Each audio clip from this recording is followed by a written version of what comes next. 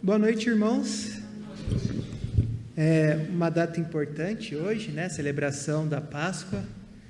Momento muito importante na vida de toda a igreja cristã. E para nós trabalharmos nesta noite, quero convidá-los a abrirem as suas Bíblias em Colossenses, capítulo 3, do verso 1 até o verso de número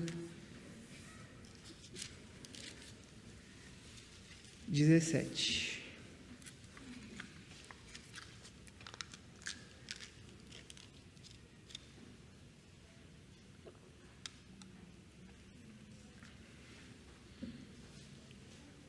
Diz assim a palavra do Senhor, o nosso Deus. Portanto, se fostes ressuscitados juntamente com Cristo, buscai as coisas lá do alto, onde Cristo vive, assentado à direita de Deus. Pensai nas coisas lá do alto, não nas que são aqui da terra, porque morrestes e a vossa vida está oculta juntamente com Cristo em Deus. Quando Cristo, que é a nossa vida, se manifestar, então vós também sereis manifestados com Ele em glória. Fazei, pois, morrer a vossa natureza terrena: prostituição, impureza, paixão lascívia, desejo maligno e a avareza, que é idolatria. Por estas coisas é que vem a ira de Deus sobre os filhos da desobediência. Ora, nessas mesmas coisas andastes vós também noutro tempo, quando vivieis nela. Agora, porém, despojai-vos igualmente de tudo isto: ira, indignação, maldade, maledicência, linguagem obscena do vosso falar.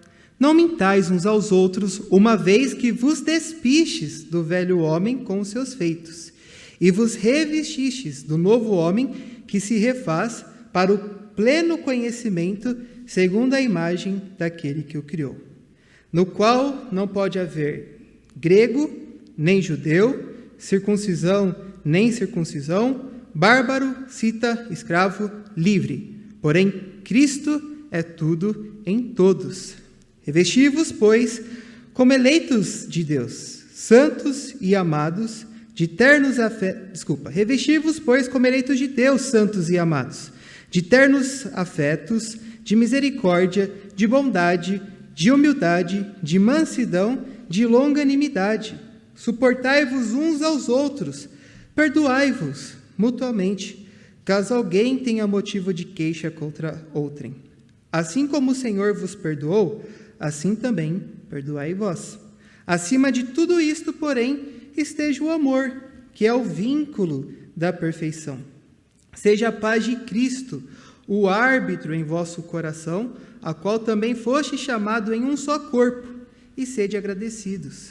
Habite ricamente em vós a palavra de Cristo, instruí-vos e aconselhai-vos mutuamente em toda a sabedoria, louvando a Deus com salmos e hinos e cânticos espirituais, com gratidão em vosso coração. E tudo o que fizerdes, seja em palavra, seja em ação, fazei-o em nome do Senhor Jesus, dando por ele graças a Deus Pai. Vamos orar mais uma vez? Senhor nosso Deus, nosso amado Pai, neste momento nós queremos receber a Tua palavra. Nós necessitamos, Senhor, da Tua sabedoria, nós necessitamos dos Teus ensinos para que de fato nós possamos viver uma vida digna e agradável do Senhor, Pai. Neste domingo tão especial, Pai, em que nós celebramos a ressurreição do Teu Filho, nós queremos entender, Pai, quais são as implicações da ressurreição dele para a nossa vida. Nós queremos entender, Senhor, de que maneira o nosso comportamento, o nosso agir deve ser influenciado pela ressurreição de Cristo. Este ato que é tão importante e fundamental para as nossas vidas, Pai. O momento, ainda que cronologicamente distante, mais importante da nossa vida. Que de fato nós possamos celebrar a Tua Páscoa hoje e sempre, Pai, com o nosso viver. E para isso, nos ajude a compreender a Tua Palavra. É o que nós te pedimos, no nome do Teu Filho amado Jesus, que vive hoje e sempre. Amém, Senhor. Meus irmãos, eu quero começar com uma história. A história de um jovem, no auge da sua vida, da sua juventude, ali por volta dos 25 a 30 anos, que começou a viver a sua vida de uma maneira devassa, talvez eu deva usar esta palavra. Ele se entregou a bebidas, a festa, a drogas, a sexo, se entregou a tudo o que o mundo tem a oferecer. E depois de ter saído de uma festa, esse jovem imprudentemente decidiu dirigir até a sua casa e no meio do caminho ele foi atingido por um caminhão.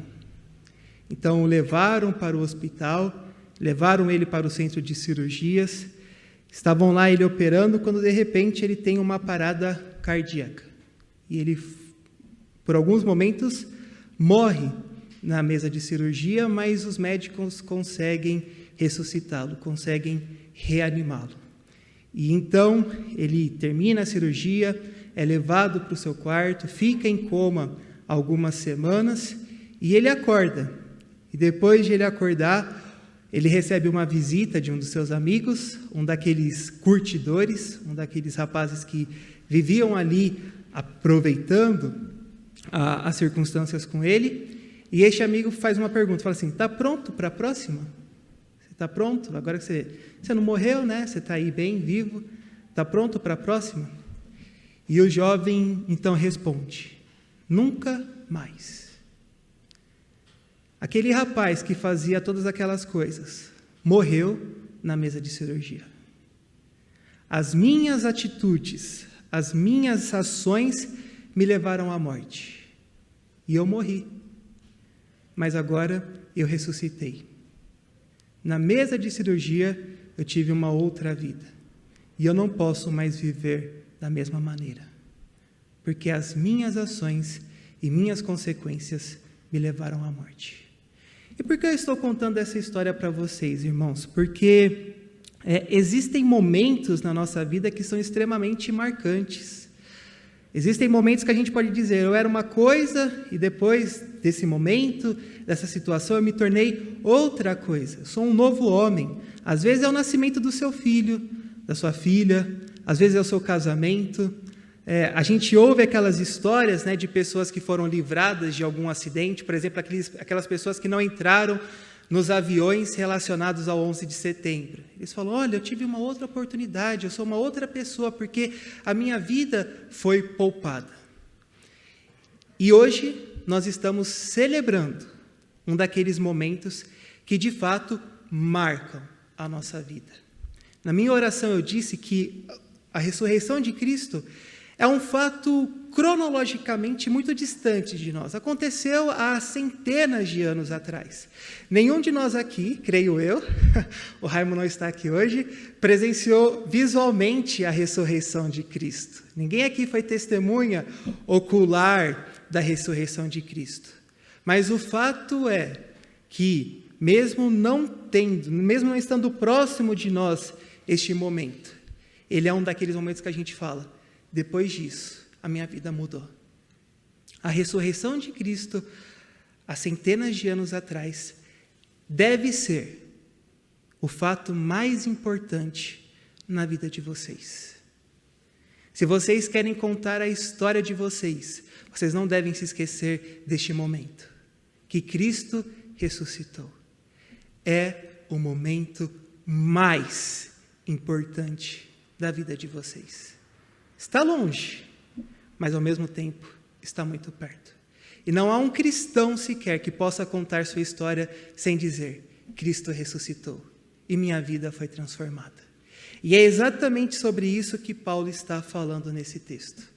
ele está mostrando para nós de que maneira a ressurreição de Cristo deve afetar o nosso viver. E é óbvio, como o pastor até comentou esta manhã, ele ensinou-nos nesta manhã, a ressurreição de Cristo tem muitas importâncias, muitas aplicações, implicações para a nossa vida, mas eu quero falar aqui sobre as implicações éticas, sobre as implicações morais, como o meu proceder, como o meu agir, como quem eu sou agora é transformado pela ressurreição de Cristo. Porque se de fato você é um cristão verdadeiro, você é alguém que ressuscitou. E se você ainda não ressuscitou com Cristo, então eu já deixo aqui o alerta, é tempo de se arrepender. É tempo de se voltar a Cristo e morrer e ressuscitar com Ele. Então, eu quero, a partir desse texto, mostrar como vivem aqueles que ressuscitaram com Cristo. Como vivem aqueles que estão ressurretos. Aqueles que de fato ressurgiram com Jesus da sepultura. E o primeiro ensino de Paulo aqui é que aqueles que ressurgiram, aqueles que ressuscitaram, os seus interesses foram mudados. Paulo diz assim: portanto, se fostes ressuscitados juntamente com Cristo, buscai as coisas lá do alto, e depois ele ainda diz, pensai nas coisas que são lá do alto. É interessante que Paulo aqui, ele apresenta para a gente uma doutrina fundamental da teologia cristã. A doutrina da nossa união com Cristo. Ele faz uma afirmação, portanto, já, e aqui a gente está como se fostes, mas talvez a gente poderia melhor dizer, já que ressuscitaram com Cristo. Então ele está falando assim para nós, vocês, crentes, vocês que de fato são cristãos, vocês estão unidos a Jesus. E esse é um mistério da nossa fé cristã, que a gente chama da união mística dos crentes com o Senhor Jesus. A gente não sabe muito bem como isso acontece, mas o que a gente entende é que Jesus é o nosso representante. Todos nós agora somos representados nele. E todos nós fomos unidos a Cristo de tal forma que o destino de Cristo e as obras de Cristo se tornam nossas. Nós somos participantes, nós compartilhamos das obras de Jesus. Então, a partir do momento que nós fomos unidos a Cristo, Paulo enfatiza isso em vários momentos de vários escritos seus, nós morremos e ressuscitamos juntamente com Cristo. Então, toda vez que alguém se converte a Cristo, ele morreu naquela cruz com Jesus e ele também ressurgiu da sepultura com Jesus. Se a gente for olhar um pouquinho antes aí, é isso que ele está dizendo lá no verso 20 do capítulo 2. Já que vocês morreram com Cristo para o rudimento dos mundos, por que vocês ficam se sujeitando a essas ordenanças de homens?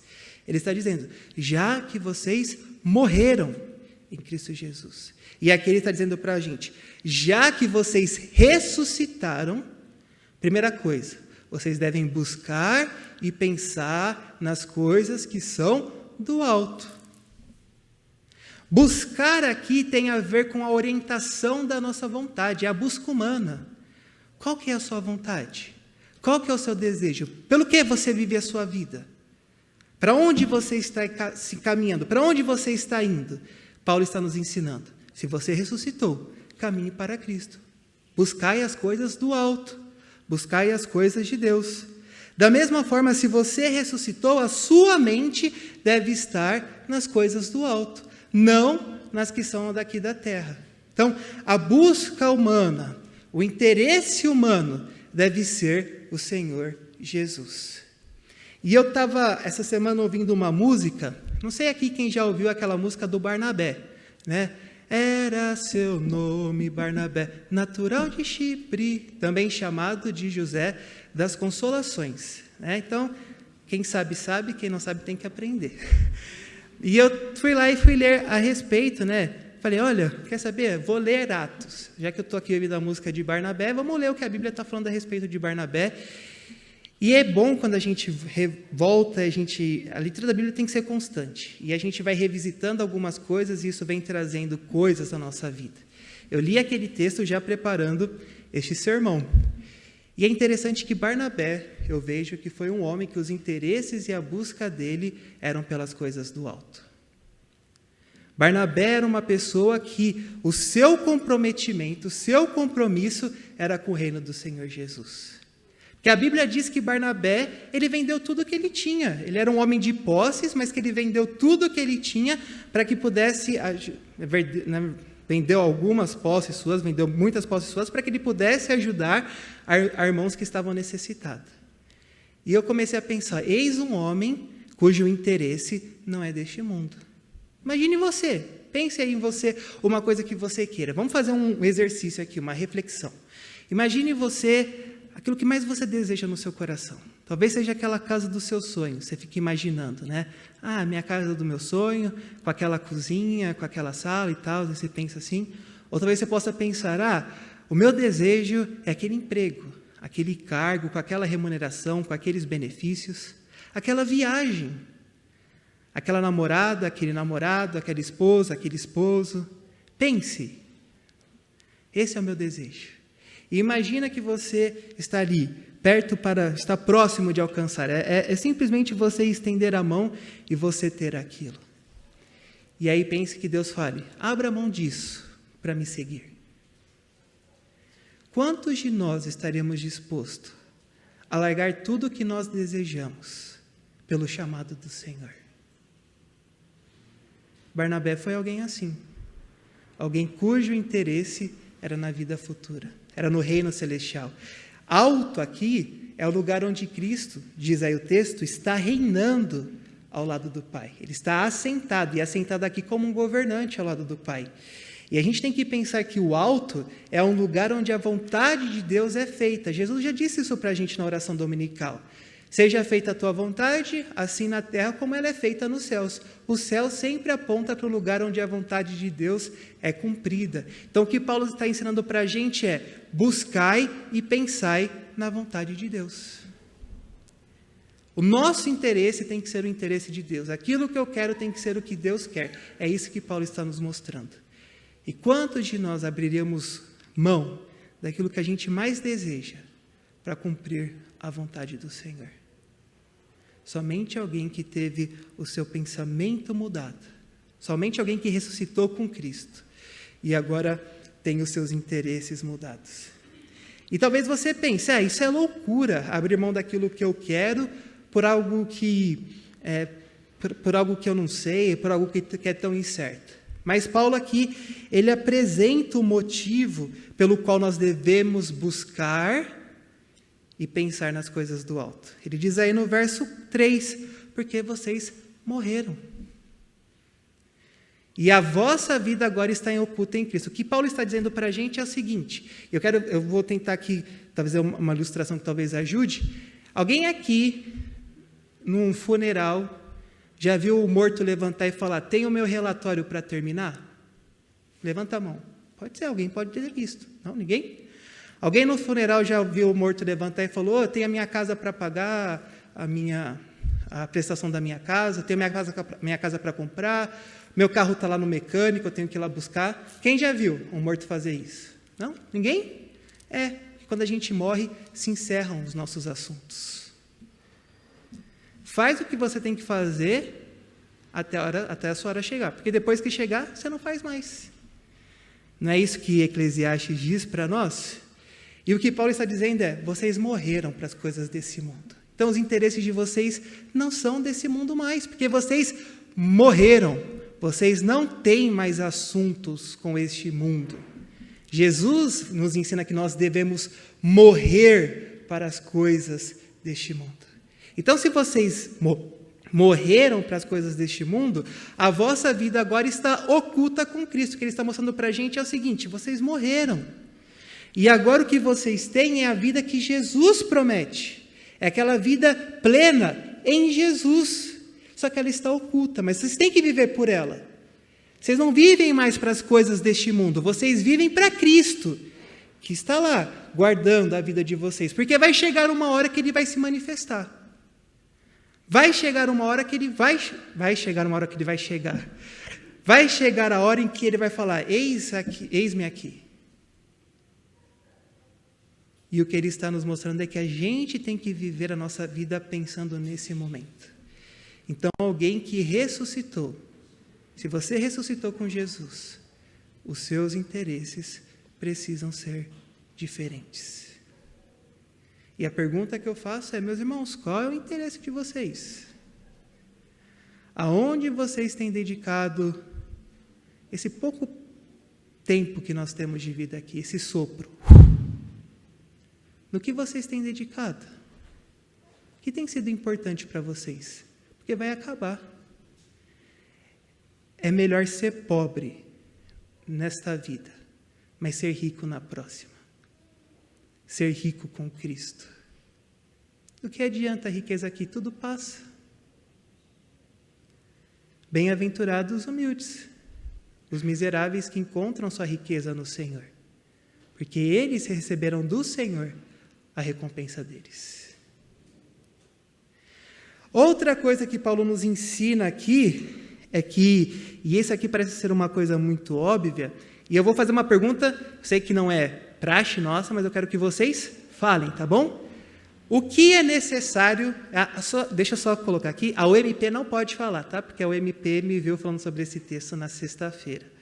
Mas a todos os outros, o que é necessário para todo mundo que ressuscita? Podem falar. O que é necessário para todo mundo que ressuscita? É necessário? Oi? Falem alto. Morrer. Só ressuscita quem morreu. Ninguém que não tenha morrido ressuscita. E o que Paulo está nos ensinando é exatamente isso. Se vocês ressuscitaram em Cristo, é porque vocês morreram. E é isso que ele está ensinando aí para a gente do verso 5 ao verso 11. Ele diz assim, fazei, pois, morrer a vossa natureza. E embora seja aqui um imperativo, uma ordem de Paulo, o que ele está trabalhando aqui é o que na teologia a gente chama de santificação objetiva e subjetiva. Eu vou tentar explicar isso para vocês, tá bom? A santificação objetiva é aquela que acontece fora de nós. Todo mundo que está em Cristo Jesus já é santo, porque, como eu disse, nós estamos unidos a Ele, então as obras de santidade de Cristo passam a ser nossas. E quando Deus olha para nós, Ele não vê mais você e os seus pecados, Ele vê a Cristo e as boas obras que Ele fez. Então a gente já é santo por conta de Cristo. Isso se chama santificação objetiva, porque ela acontece fora de nós. Mas essa santificação vai sendo aplicada em nós durante a nossa vida, e a gente chama isso de santificação subjetiva. Você vai se tornando aquilo que você já é em Cristo Jesus. Um exemplo disso é o que acabou de acontecer aqui na nossa igreja há pouco tempo e que ainda vai acontecer, tanto na ordenação do seu Nishimura e do Lima, como na emerência do Otto. Vou tentar exemplificar por meio deles. Quando nós votamos no seu Nishimura e votamos no nosso irmão Lima, eles se tornaram presbíteros, porque eles foram eleitos para exercer aquele cargo.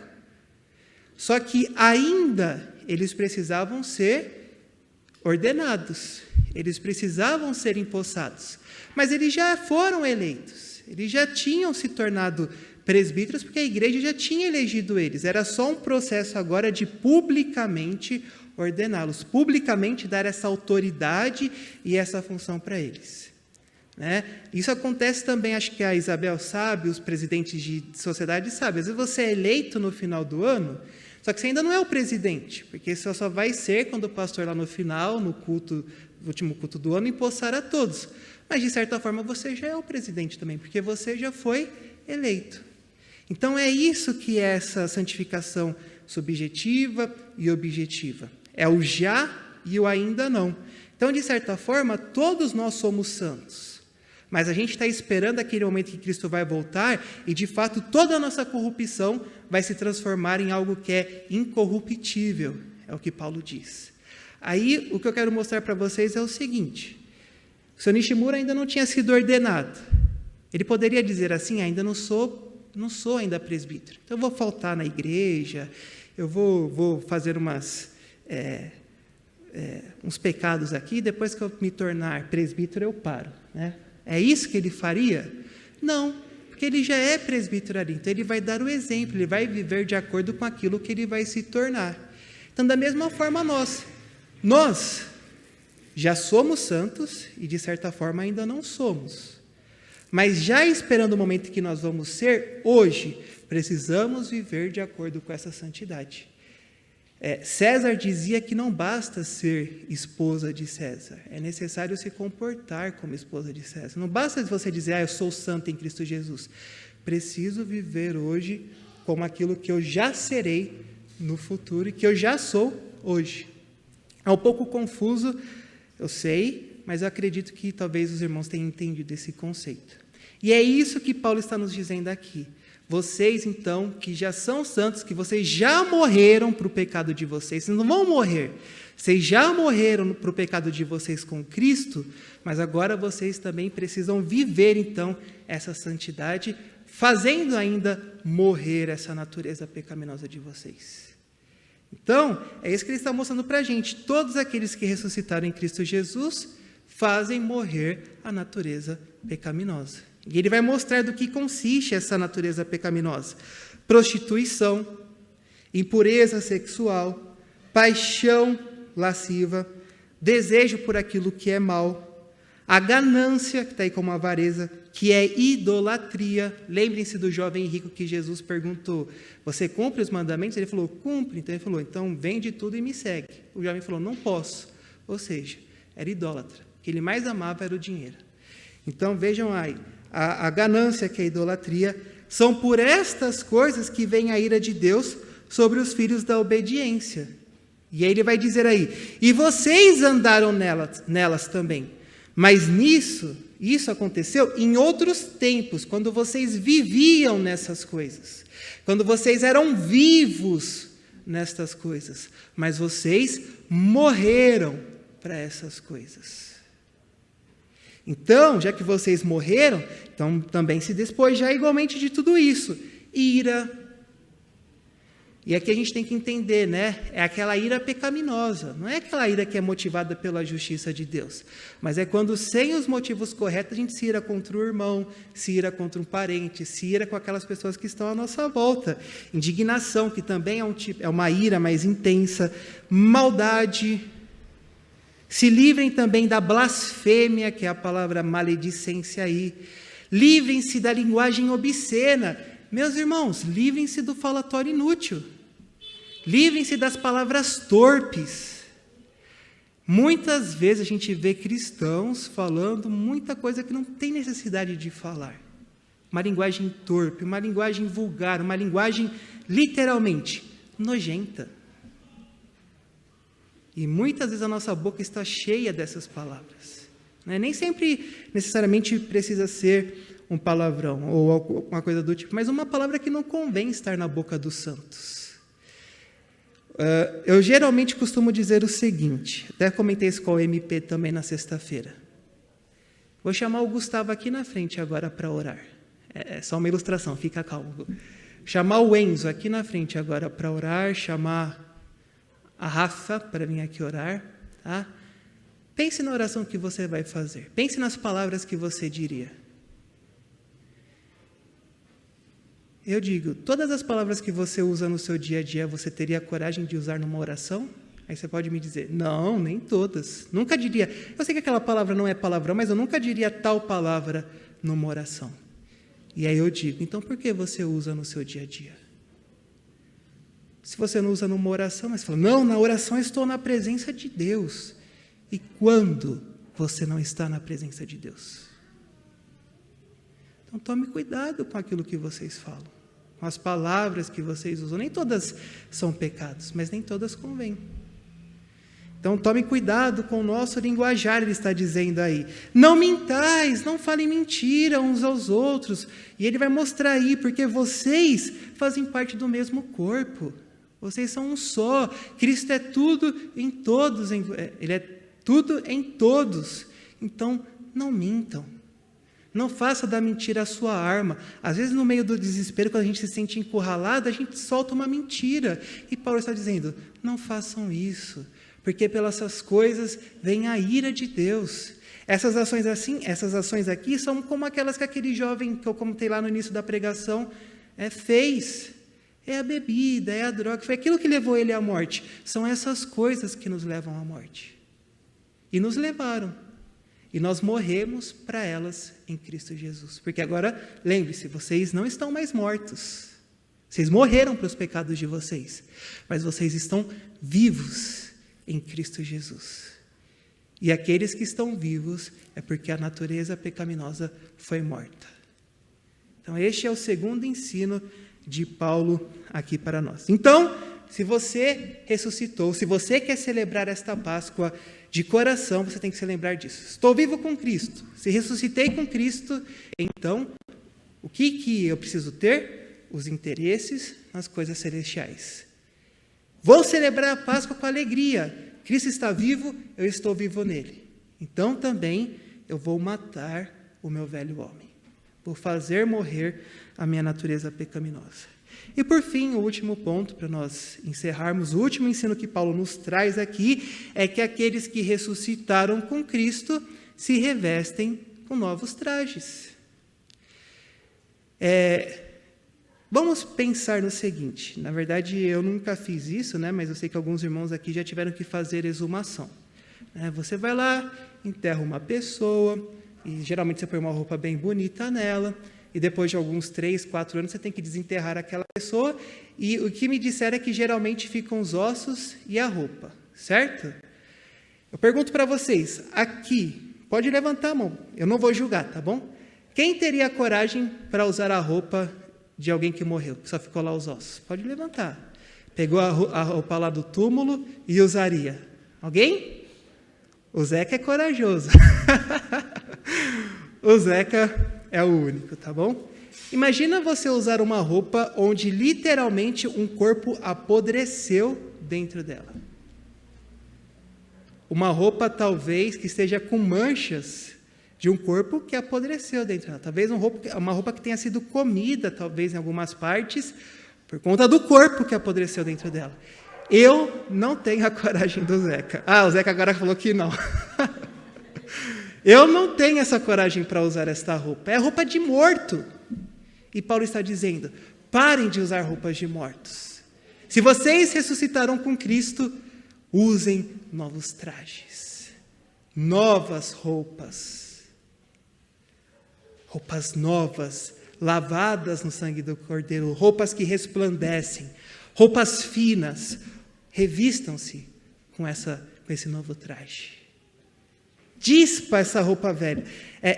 Eu ouvi, acho que foi o pastor Jean uma vez dizendo, e eu vi outros irmãos também falando, que quando você vai lá e faz aquele trabalho de cuidar de um morador de rua, e você tira aquelas roupas dele, lava ele, corta o cabelo, faz a barba, dá um belo banho nele, eles falam, não adianta lavar as roupas.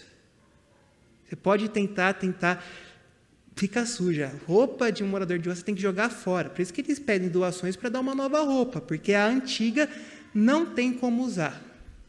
Está impregnada. O crente que ressuscitou com Cristo não pode usar roupas sujas. Está impregnada, não tem como vocês usarem isso. Então se revistam. E aí Paulo vai dizer como deve ser esse nosso novo traje, essa nossa nova roupa. Ele diz aí, revestivos, se vistam, se armem como eleitos de Deus, meus santos e amados irmãos. Vistam-se de ternos afetos, de ternura, de misericórdia. Sejam pessoas misericordiosas, afetuosas, que se compadecem com o que sofre. Sejam cheios de bondade, estejam prontos a fazer o bem àqueles que estão à sua volta, que as suas intenções sejam boas para com seu próximo. Se revistam de humildade, sejam simples diante de Deus, sejam pessoas que dependam de Deus, sejam humildes, sejam mansos. E aqui eu vou usar o nosso presbítero Hércio, não sei se ele vai se lembrar disso, mas na minha época de UPA, há muitos e muitos anos atrás, não tantos assim, né? Eu lembro do Hércio dando a aula para a gente lá da UPA, falando a respeito do fruto do Espírito Santo. Não, desculpa, Hércio. Foi as bem-aventuranças do John Stott, aquele livrinho que a gente estava estudando. E uma das bem-aventuranças são os mansos que herdam a terra. E o Hércio usou uma ilustração que até hoje eu não esqueço. Ele disse assim, você pensa num manso, Pensa numa onça. Você não chega perto de uma onça, você não cutuca uma onça, porque se você cutuca ela, ela te ataca, ela vai para cima. Pensa como manso, aquele animal que você vai lá e você pode passar a mão, você pode fazer carinho, porque você não tem medo que ele te ataca. Isso é ser manso. Nunca me esqueci disso. E é isso. Ser manso é aquelas pessoas que você pode se aproximar, que você sabe que, não que são inofensivas, mas elas não são cheias de ira. São pessoas que você pode se aproximar sem medo. E quantos de nós aqui, às vezes, as pessoas têm medo de chegar perto da gente? Aquela pessoa ali vive de mau humor. Né? Se eu chegar perto dela, misericórdia, ela pode me atacar de repente. Né? Mansidão. Quem ressuscitou se reveste de mansidão. Longanimidade, paciência, ser paciente com os outros. Né? A gente tem que aprender a ser, tem que se revestir disso. Se você ressuscitou com Cristo, você precisa ser paciente.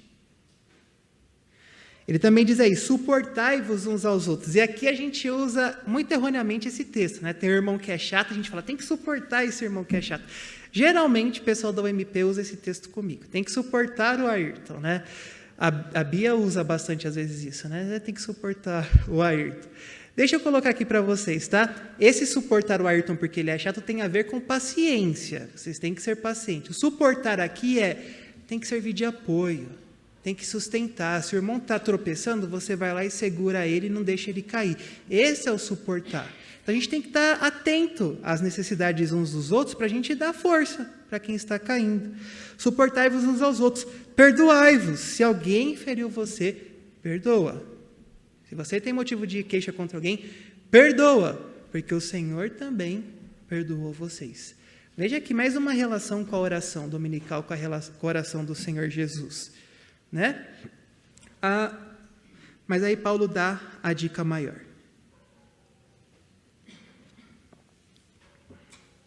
Ele dá a grande dica para a gente. Ele diz assim, acima de tudo isto, porém, esteja o amor. Que é o elo, que é o laço perfeito. Nada nos une mais do que o amor de Cristo por nós. Jesus nos amou. Jesus se entregou por nós. É isso que nós estamos celebrando. Ele ressuscitou. Nos deu a sua vida por amor. E como a gente pode desprezar alguém por quem Jesus morreu? Como a gente pode se achar no direito de falar, não amo aquele irmão, se Jesus o amou? Este é o elo perfeito entre os crentes, o amor de Jesus. Então, se revestir como eleito de Deus é amar.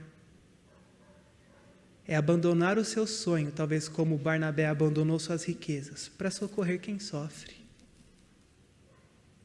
Talvez aquelas economias para a sua viagem, quando o irmão está lá padecendo. Fica aqui, meu irmão. É mais importante você ter o que comer do que o viajar. É o elo perfeito, o amor. Ele também diz para a gente, seja a paz de Cristo o árbitro em vosso coração. Melhor, seja a paz de Cristo o alvo da vida de vocês. E paz aqui tem o sentido de salvação. É a paz que Cristo conquista entre nós e Deus. Que seja esse relacionamento com Deus o alvo do coração de vocês. Lembre que Jesus falou, aonde está o vosso tesouro, ali está o vosso coração.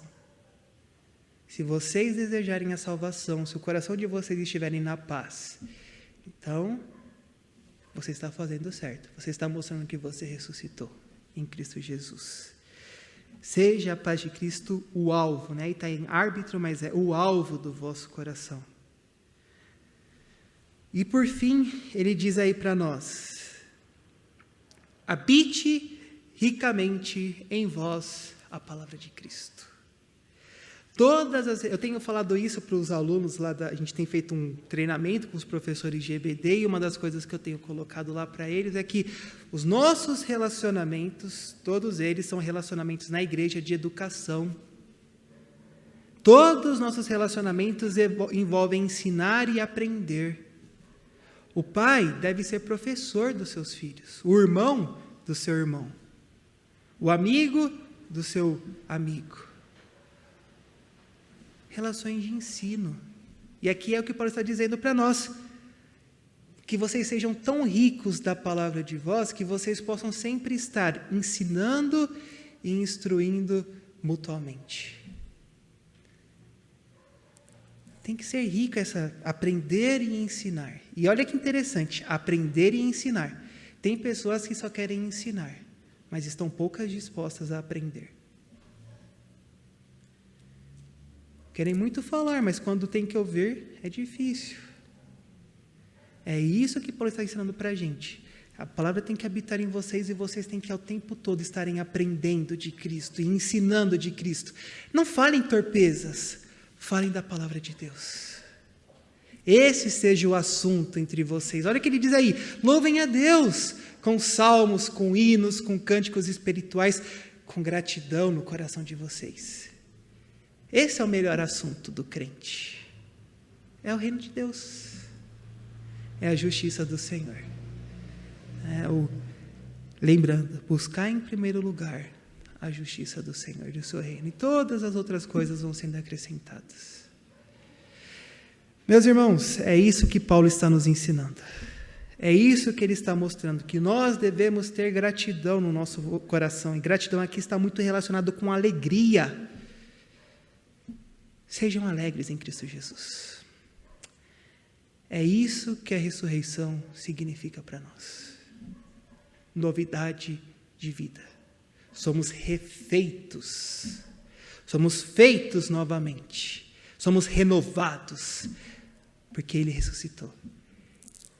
A ressurreição de Jesus é o momento mais importante da nossa vida. Tem que ser. E porque a gente ressuscitou com Ele, lembre-se de que os interesses de vocês devem ser diferentes, que a velha natureza de vocês deve morrer e vocês devem se revestir com novos trajes. Que Deus nos abençoe nesta Páscoa. Vamos orar? Pedir para que Deus... O desafio é esse. Viver a Páscoa no nosso dia a dia. Viver a ressurreição de Cristo. Não hoje, mas amanhã. Vamos orar.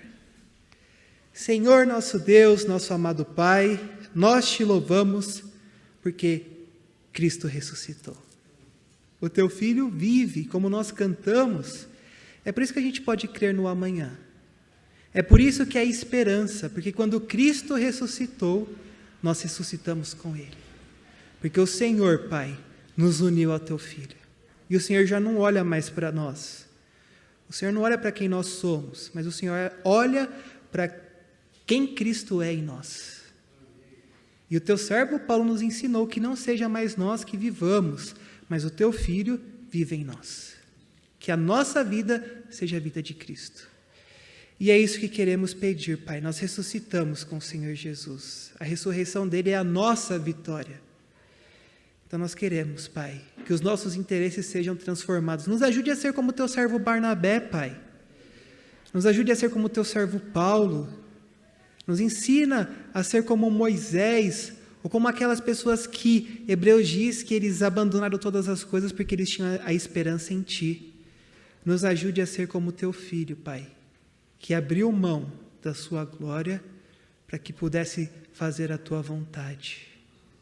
Que o exemplo do teu Filho seja o exemplo para as nossas vidas, Pai. Nos ajude porque não é fácil, Pai. Nós somos movidos pelos nossos interesses egoístas, nós somos movidos pelas nossas paixões, como o Senhor Nishimura aqui falou, nós somos movidos pelos nossos vícios, pelas nossas prisões, pelos nossos pecados, Pai, mas nós queremos ser, como o teu servo Nishimura falou, livres dessas coisas, Pai. Ajuda-nos. Queremos a liberdade que está em Cristo Jesus. Também, Pai, nos ajuda a fazer morrer, que a Tua santificação que já é garantida por conta de Cristo Jesus, possa ser refletida, possa ser manifesta no nosso dia a dia, fazendo morrer a nossa velha natureza. E nos ajude, Pai, porque muitas são as nossas fraquezas, Senhor, mas nos ajude a mortificá-las, Pai, para que o Teu nome seja louvado. E, Pai, também nos ajude a nos revestirmos desses novos trajes. Senhor, às vezes a gente peca contra o nosso irmão, a gente se ira contra ele, a gente se sente indignado, Pai, sem motivos corretos. Às vezes a gente não é manso, a gente não é humilde, a gente não está cheio da Tua palavra, a gente não sabe aprender, a gente não sabe ouvir, a gente só quer ensinar, a nossa ansiedade só nos leva a caminhos ruins, Senhor. Mude isso em nós, ensina-nos a ser humildes, pacientes, longânimos, Pai, para servir o Senhor melhor. Não queremos mais vestir esses trajes de imundícia, esses trajes que fedem, Pai, mas queremos vestir os trajes perfumado e resplandecente de Cristo Jesus, que faz bem ao coração, Pai. Mude a nossa vida e que dessa forma a Páscoa faça sentido para nós.